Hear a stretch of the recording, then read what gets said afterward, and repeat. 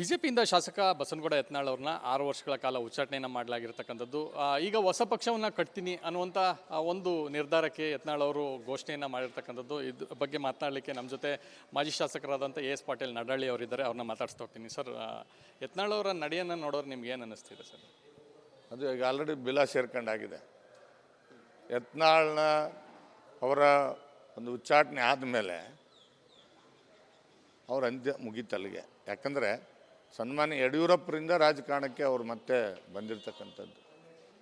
ಯಡಿಯೂರಪ್ಪಾಜಿಯವರು ಅವ್ರಿಗೆ ಕರೆದು ಎಲ್ಲರನ್ನೂ ವಿರುದ್ಧ ಹಾಕ್ಕೊಂಡು, ಪ್ರಹ್ಲಾದ್ ಜೋಶಿ ಅವರು ಬೇಡ ಅಂತ ಹೇಳಿದರು, ಜಗದೀಶ್ ಶೆಟ್ಟರು ಬೇಡ ತಗೋಬೇಡಿ ಅಂತ ಹೇಳಿದರು, ನಮ್ಮ ಲೋಕಸಭಾ ಸದಸ್ಯರು ರಮೇಶ್ ಜಿಗಜಿನವರು ಬೇಡ ತಗೋಬೇಡಿ ಅಂತ ಹೇಳಿದರು ವಾಪಸ್ಸು. ಆದರೂ ಕೂಡ ಯಡಿಯೂರಪ್ಪಾಜಿಯವರು ಇಲ್ಲ, ಏನೋ ಒಂದು ಹಿಂದೆ 2 ಸಾರಿ ತಪ್ಪು ಮಾಡಿರ್ಬೋದು ಅಂಥೇಳಿ ವಾಪಸ್ ಕರ್ಕೊಂಡು ಅವ್ರಿಗೆ ಟಿಕೆಟ್ ಕೊಟ್ಟು MLA ಮಾಡಿದರು. ಆದರೆ ಆ ಪಕ್ಷದ ನಮ್ಮ ಒಂದು ಪಕ್ಷದ ಪಿತಾಮಹ ಅಂಥೇಳಿ ಯಡಿಯೂರಪ್ಪಾಜಿಯವ್ರನ್ನ ಕರಿತೀವಿ ನಾವು. ಅಂಥವ್ರ ಬಗ್ಗೆನೇ ಇಲ್ಲ ಸಲ್ಲದ ಮಾತುಗಳನ್ನು ಆಡ್ತಾ ಇರ್ತಕ್ಕಂಥದ್ದನ್ನು ಖಂಡಿತವಾಗಲೂ ಕೂಡ ವಿಜಯಪುರ ಜಿಲ್ಲೆಯಲ್ಲಿ ಯಾವ ಕಾರ್ಯಕರ್ತನೂ ಕೂಡ ಸಹಿಸ್ಕೊಳ್ಳಿಕ್ಕೆ ಸಾಧ್ಯ ಇಲ್ಲ. ಹೀಗಾಗಿ ಅವ್ರನ್ನ ಉಚ್ಚಾಟನೆ ಮಾಡಿದಾಗ ಅಲ್ಲಿ ಮೊದಲೇ ದಿನ ಫಸ್ಟು ಸಾಯಂಕಾಲ ಉಚ್ಚಾಟನೆ ಇತ್ತು, ಬೆಳಗ್ಗೆ 40 ಜನನೂ ಇರಲಿಲ್ಲ. ಕೊನೆಗೆ ಸಿದ್ದೇಶ್ವರಿ ಅವ್ರೇನು ಬ್ಯಾಂಕ್ ಎಂಪ್ಲಾಯೀಸ್ನ ಕರ್ಕೊಂಡು ಬಂದು ಸಾಯಂಕಾಲ ಒಂದು 300 ಮಂದಿನ ನಿಂದಿರಿಸಿ ರಸ್ತೆಯಲ್ಲಿ ಏನು ಮಾನವ ಸರಪಳಿ ಮಾಡಿದ್ರು. ಆಮೇಲೆ ಮರುದಿವ್ಸ ಮುಂಜಾನೆ 1,000-2,000 ಜನನ ಬೇರೆಯವ್ರ ಕಡೆಯಿಂದ ಬೇರೆ ಬೇರೆ ಕಡೆಯಿಂದ ಜನ ತೊಗೊಂಡು ಬಂದು ಇವತ್ತು ನಾನು ಇದ್ದೀನಿ, ನಾನು ಬದುಕಿದ್ದೀನಿ ಅಂತ ತೋರಿಸ್ಬೇಕಾದ ಅನಿವಾರ್ಯ ಪರಿಸ್ಥಿತಿ ಇವತ್ತು ಬಸವನಗೌಡರಿಗೆ ಬಂದಿರತಕ್ಕಂಥ. ವಿಜೇಂದ್ರ ಅವರ ಬದಲಾವಣೆ ಆಗಲೇಬೇಕು, ಇಲ್ಲದಂದರೆ ನಾನು ಹೊಸ ಪಕ್ಷ ಕಟ್ತೀನಿ ಅನ್ನೋಂಥದ್ದು. 3ನೇ ಬಾರಿ ಉಚ್ಚಾಟನೆ ಆಗಿದ್ದಾರೆ. ಸೊ ಉಚ್ಚಾಟನೆ ಆದ ಬಳಿಕ ಅವರ ಆಪ್ತರೆಲ್ಲರೂ ಕೂಡ ಪಕ್ಷಕ್ಕೆ ವಾಪಸ್ ಕರೆತರಬೇಕು ಅನ್ನುವಂಥ ಒಂದಷ್ಟು ಚರ್ಚೆ ಕೂಡ ಆಗಿತ್ತು. ಈ ಸಂದರ್ಭದಲ್ಲಿ ಮತ್ತೆ ಹೊಸ ಪಕ್ಷ ಕಟ್ತೀನಿ ಅಂತ ಹೊರಟಿದ್ದಾರೆ. ವಿಜೇಂದ್ರ ಬದಲಾವಣೆ ಮಾಡಬೇಕು ಅಂತ ಹೇಳೋಕ್ಕೆ ಇವ್ರ್ಯಾರು? ಇವ್ರೇನು ಹೈಕಮಾಂಡ? ಇವರೇನು ಪಕ್ಷದ ವರಿಷ್ಠರ? ಯಾವ ಅಧಿಕಾರದ ಮೇಲೆ ಬಸನಗೌಡರು ವಿಜೇಂದ್ರ ಅವ್ರನ್ನ ಬದಲಾವಣೆ ಮಾಡಬೇಕು ಅಂತ ಹೇಳ್ತಾರೆ? ಅರೆ, ಯಡಿಯೂರಪ್ಪನವ್ರ ಪಾದ ಧೂಳಿನೂ ನೀವಲ್ಲ, ಯಡಿಯೂರಪ್ಪನವ್ರ ಪಾದ ಧೂಳಿಗೂ ಸಮ ಇಲ್ಲ ನೀವು. ವಿಜೇಂದ್ರ ಅವರು ಅವ್ರ ನಾಯಕತ್ವದ ಗುಣವನ್ನು ಗುರುತಿಸಿ, ಅವರ ಪರಿಶ್ರಮ, ಈ ಹಿಂದೆ ಅವರು ವಿವಿಧ ಹಂತಗಳಲ್ಲಿ ಪಕ್ಷದ ಸಂಘಟನೆಯಲ್ಲಿ ಕೆಲಸ ಮಾಡೋದನ್ನು ಗುರುತಿಸಿ, ಅವರಲ್ಲಿರ್ತಕ್ಕಂಥ ತಾಳ್ಮೆ, ಪರಿಶ್ರಮ, ಜಾಣ್ಮೆಯನ್ನು ನೋಡಿ ಇವತ್ತು ವರಿಷ್ಠರು ಅವ್ರನ್ನ ಮಾಡಿರ್ತಕ್ಕಂಥದ್ದು. ಅವ್ರನ್ನ ಕೇಳ್ತಕ್ಕಂಥವ್ರು ಇವ್ರು ಯಾರು? ಇವ್ರಿಗೆ ಏನು ಅಧಿಕಾರ ಇದೆ ಅಂತೇಳಿ ವಿಜೇಂದ್ರನ ಬದಲಾವಣೆ ಮಾಡಿ ಅಂತ ಹೇಳ್ತಾರೆ ಇವರು? ಅದಕ್ಕೆ ಬಸನಗೌಡರಿಗೆ ಮುಗಿದ ಅಧ್ಯಾಯ. ನಾನು ಮಾಧ್ಯಮದ ಸ್ನೇಹಿತರಲ್ಲಿ ವಿನಂತಿ ಮಾಡ್ತೇನೆ, ಬಸನಗೌಡ್ರನ್ನ ನೀವು ಹಿಂದೂ ಹುಲಿ ಅಂತಿರಲ್ಲ, ನೀವು ಮಾಧ್ಯಮಗಳ ಸೃಷ್ಟಿ ಅಷ್ಟೇ. ಆ TV ಮುಂದೆ ಅಟ್ಟೆ ಹುಲಿ, ಊರಾಗ ಇಲಿನೂ ಇಲ್ಲ, ಊರಾಗ ಇಲಿನೂ ಅಲ್ಲ. ಅದು ಮಾಧ್ಯಮಗಳ ಮುಂದೆ ಅಷ್ಟೇ ಹುಲಿ.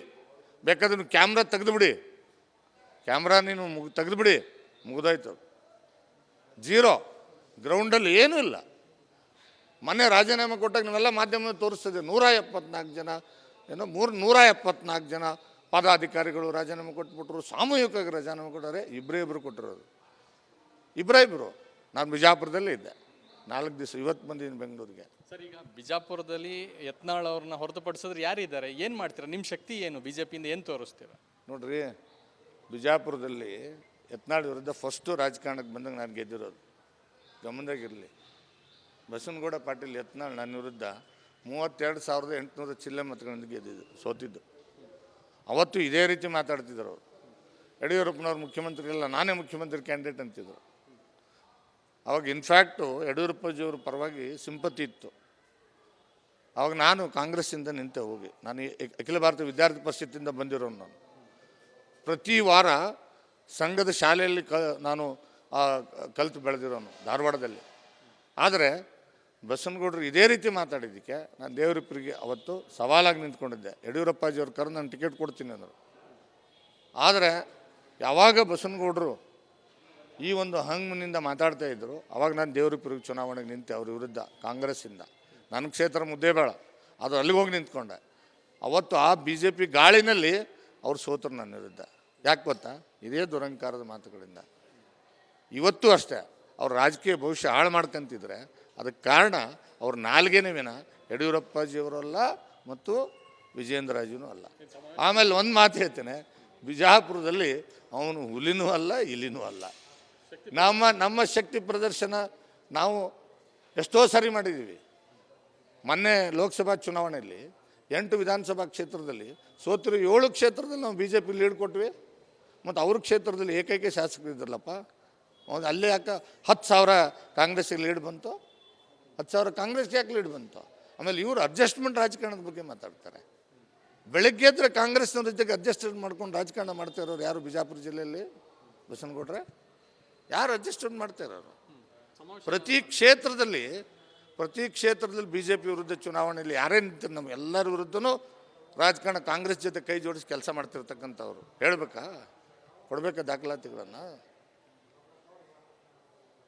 ಅದಕ್ಕೆ ನಾನು ಹೇಳೋದು, ಬಸನಗೌಡರ ಅಧ್ಯಾಯ ಮುಗಿದು ಹೋಗಿರ್ತಕ್ಕಂಥದ್ದು. ಇನ್ಮೇಲಾದರೂ ಮಾಧ್ಯಮದಲ್ಲಿ ವಿನಂತಿ ಮಾಡ್ತೇನೆ, ಗ್ರೌಂಡಲ್ಲಿ ಅವರಿಗೆ ಉತ್ತರ ಕರ್ನಾಟಕದ ಹುಲಿ ಅಂತ ನೀವೇನು ಮಾಧ್ಯಮದವರು ಸೃಷ್ಟಿ ಮಾಡಿದಿರಲ್ಲ, 1 ಲಕ್ಷ ಜನ ಕೂಡಿಸಿ ತೋರಿಸ್ಲಿ ನೋಡೋಣ ಉತ್ತರ ಕರ್ನಾಟಕದಲ್ಲಿ ಯಾವುದಾದ್ರು ಒಂದು ಜಿಲ್ಲೆಯಲ್ಲಿ. ನಾವೀಗ ವಿನಂತಿ ಮಾಡ್ತಾಯಿದ್ವಿ ನಮ್ಮ ರಾಜ್ಯಾಧ್ಯಕ್ಷರಿಗೆ, ಬನ್ನಿ ಬಿಜಾಪುರ ಜಿಲ್ಲೆಗೆ ಒಂದು ಸಮಯ ಕೊಡಿ, ಅಲ್ಲಿ ನಾವು ಸಮಾವೇಶ ಮಾಡ್ತೇವೆ, ನಮ್ಮ ಕಾರ್ಯಕರ್ತರ ಬಲವನ್ನು ತುಂಬ್ತೇವೆ, ಕಟ್ತೇವೆ ಪಕ್ಷವನ್ನು. ಅಲ್ಲಿ ಗಟ್ಟಿಯಾಗಿದೆ ಈಗ ಆಲ್ರೆಡಿ ಪಕ್ಷ. ಅಲ್ಲಿ ಬಸನಗೌಡ ಏನಿಲ್ಲ, ಬಸನಗೌಡ ಇಲ್ಲದೇ ಇದ್ದಾಗೂ 5-6 ಸೀಟ್ಗಳನ್ನ ಅಲ್ಲಿ ಗೆದ್ದಿದ್ದಾರೆ. 5 ಸೀಟ್ MLAಗಳು ಗೆದ್ದಿದ್ದಾರೆ. ಯಾವಾಗಲೂ ಕೂಡ BJP ಸ್ಟ್ರಾಂಗ್ ಆಗಿದೆ ಅಲ್ಲಿ. ಅದಕ್ಕೋಸ್ಕರ ಬಸನಗೌಡರು ಏನೋ ಯಾವಾಗ ಮಾಧ್ಯಮಗಳು ಕ್ಯಾಮ್ರಾ ಹಿಡೀಲಿಕ್ಕೆ ಚಾಲೂ ಮಾಡಿದ್ರಿ ಅವಾಗ ಹಿಂದೂ ಹುಲಿ ಆದರು ಅಟ್ಟೆ. ಸರ್, ಈಗ 6 ವರ್ಷ ಉಚ್ಚಾಟನೆ ಇದೆ. ಅದಕ್ಕೂ ಮುಂಚೆ ಏನಾದರೂ ಉಚ್ಚಾಟನೆಯನ್ನು ವಾಪಸ್ ತೆಗೆದುಕೊಂಡು ಮತ್ತೆ ಪಕ್ಷಕ್ಕೆ ಕರೆತರೋ ಸಾಧ್ಯತೆ ಇದೆಯಾ? ನೋಡ್ರಿ, ಒಂದು ಮಾತು ಹೇಳ್ತೀನಿ, ನಮ್ಮದು ಹೈಕಮಾಂಡ್ ಇದೆ. ನಮ್ಮ ಪಕ್ಷಕ್ಕೆ ಹಿರಿಯರಿದ್ದಾರೆ, ಮಾರ್ಗದರ್ಶನ ಮಾಡೋರಿದ್ದಾರೆ. ನಾವು ಇಲ್ಲಿವರೆಗೆ ಬಸನಗೌಡರ ವಿರುದ್ಧವಾಗಿ ಮಾತನಾಡಿಲ್ಲ, ಯಾಕಂದ್ರೆ ಅವ್ರು ನಮ್ಮ ಪಕ್ಷದಲ್ಲಿದ್ದರು. ಒಬ್ಬ ಪಕ್ಷದ ಶಿಸ್ತಿನ ಸಿಪಾಯಿಗಳಾಗಿ ಅವರು ಏನೇ ಮಾತಾಡಿದ್ರು ನಾವು ಸುಮ್ಮನೆ ಕಾಯ್ತಿದ್ವಿ. ಈಗ ಅವರು ಪಕ್ಷದಿಂದ ಹೊರಗಾಕಿದ್ದಾರೆ. ಇವತ್ತುಲಿಂದ ವಿಜೇಂದ್ರ ಅವ್ರ ಬಗ್ಗೆ, ಯಡಿಯೂರಪ್ಪನವ್ರ ಬಗ್ಗೆ ಅವಹೇಳನಕಾರಿಯಾಗಿ ಮಾತನಾಡಿದರೆ ಯಾವ ಕಾರಣ ಕೂಡ ಸಹಿಸ್ಕೊಳ್ಳೋಕ್ಕೆ ಸಾಧ್ಯ ಇಲ್ಲ. ನಮ್ಮ ಪಕ್ಷದ ವರಿಷ್ಠರು, ನಮ್ಮ ಪಕ್ಷದ ನಾಯಕರು, ನಮ್ಮ ಪಕ್ಷದ ರಾಜ್ಯಾಧ್ಯಕ್ಷರ ಬಗ್ಗೆ ಅವಹೇಳನಕಾರಿಯಾಗಿ ಮಾತನಾಡ್ತಕ್ಕಂಥ ಕೆಲಸ ಮಾಡಿದರೆ ಅದಕ್ಕೆ ತಕ್ಕ ಉತ್ತರವನ್ನು ರಾಜಕೀಯವಾಗಿಯೂ ಕೊಡ್ತೇವೆ. ಮತ್ತು ತಕ್ಕ ಉತ್ತರವನ್ನು ನೀವೇನು ಯಾವ ರೀತಿ ಯಾವ ಟಿ ವಿ ಮುಂದೆ ನಿಂತ್ಕೊಂಡು ನೀವು ಮಾತಾಡ್ತೀರಿ, ಅದೇ ಟಿ ವಿ ಮುಂದೆ ನಾವು ನಿಂತ್ಕೊಂಡು ಕೂಡ ಮಾತಾಡೋದಕ್ಕೆ ಶಕ್ತಿ ಇದೆ. ನೀವೇನು ಸುಳ್ಳುಗಳನ್ನು ಹೇಳ್ತಾ ಇದ್ದೀರಿ, ಅದಕ್ಕೆ ನಾವು ದಾಖಲಾತಿ ಸಮೇತ ಮಾತಾಡೋದಕ್ಕೆ ಮುಂದೆ ಬರ್ತೇವೆ ಬಸನಗೌಡರು ಅನ್ನೋದನ್ನು ಹೇಳಲಿಕ್ಕೆ ಬಯಸ್ತೇವೆ. ಇದು ಮಾಜಿ ಶಾಸಕರಂತ ಎಸ್ ಪಾಟೀಲ್ ನಡಹಳ್ಳಿ ಅವರ ಮಾತು. ಕ್ಯಾಮರಾ ಪರ್ಸನ್ ಕೃಷ್ಣ ಜೊತೆ ಚಂದ್ರಶೇಖರ್, ರಿಪಬ್ಲಿಕ್ ಕನ್ನಡ, ಬೆಂಗಳೂರು.